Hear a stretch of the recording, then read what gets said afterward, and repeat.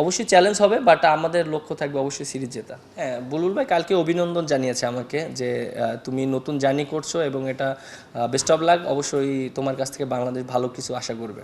Captain একটা দায়িত্ব পালন করে, দিন শেষে তা পারফর্ম করাটা খুব ইম্পর্টেন্ট এবং টিম রেজাল্ট করানোটা। আমি যতই ভালো পারফর্ম করি, আমি যদি দিন শেষে বাংলাদেশ টিমটাকে রেজাল্ট না করাতে পারি, তাহলে কিন্তু দিন শেষে কোনো রেজাল্টই আসবে না। সো আমরা কিন্তু সবাই কিন্তু রেজাল্টটাকে প্রায়োরিটি দিই। সো দিন শেষে আমার কাছে মনে হয় যে রেজাল্টটা খুব ইম্পর্টেন্ট।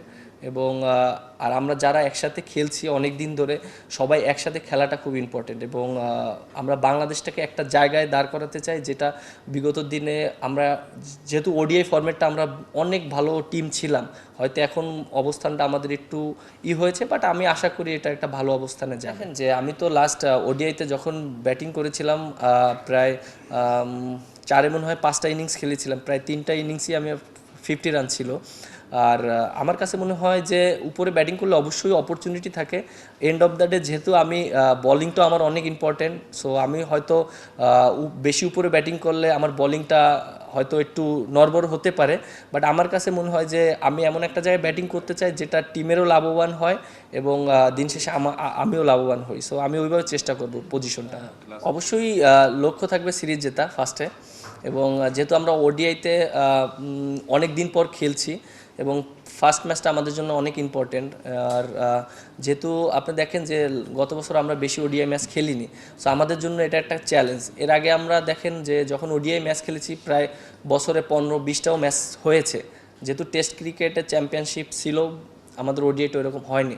সো এটা একটা ওডিআই প্লেয়ারদের জন্য একটা চ্যালেঞ্জিং, যে অনেক দিন পর পর খেলা হলে অবশ্যই চ্যালেঞ্জ হবে, বাট আমাদের লক্ষ্য থাকবে অবশ্যই সিরিজ জেতা। বেশি লং টাইম থাকলে তো ভীষণটা ভালো থাকে, যেহেতু ওডিআই সামনে ওয়ার্ল্ড কাপ। আর এটা সম্পূর্ণ একটা বোর্ডে তারা কিভাবে চিন্তা করছে, যেহেতু হয়তো টিমটা একটু মনে করেন এখন আমরা একটু স্ট্রাগল করছি ওডিআইতে, হয়তো চিন্তা করছে যে না, একটা বছর আমরা একটা জায়গায় দাঁড় করাই ওডিআই টিমটাকে।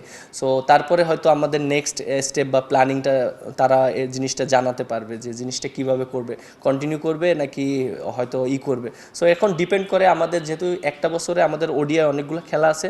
সো আমাদের এখন সময় এসেছে ওডিআই টিমটা একটা জায়গায় দাঁড় করানো। কারণ আপনি দেখেন যে দুইজন সিনিয়র ক্রিকেটারও কিন্তু আমাদের ওডিআইতে মনে করেন তারা রিটায়ারমেন্ট করেছে। সো আমার কাছে মনে হয় যে যারা অপরচুনিটি পাবে তাদেরও এই জিনিসগুলো, কারা অপরচুনিটি পাবে, কিভাবে সেট করতে হবে, এক বছরের ভিতরে আমার কাছে মনে হয় যে সব কিছু সেট করা যাবে। একটা টিমে যদি টপ অর্ডাররা ভালো করে, তাহলে তো মিডল অর্ডার, লেট অর্ডারের জন্য অনেক ইজি কাজটা হয়ে যায়। সো অবশ্যই আমি অ্যাজ এ ক্যাপ্টেন হিসাবে চাবো যে ওডিআই টিমে যারা টপ অর্ডার ব্যাটসম্যান আছে তারা যেন স্কোর করে এবং ভালো করে, এবং দিন শেষে যেন আমরা রেজাল্ট করতে পারি।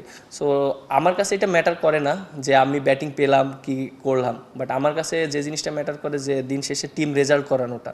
সো আমার ওইটাই থাকবে এবং আমি ওইভাবেই প্ল্যানিং করব, চেষ্টা করব যে আমার ব্যাটিং নিয়ে আমি চিন্তিত না, সত্যি কথা বলতে।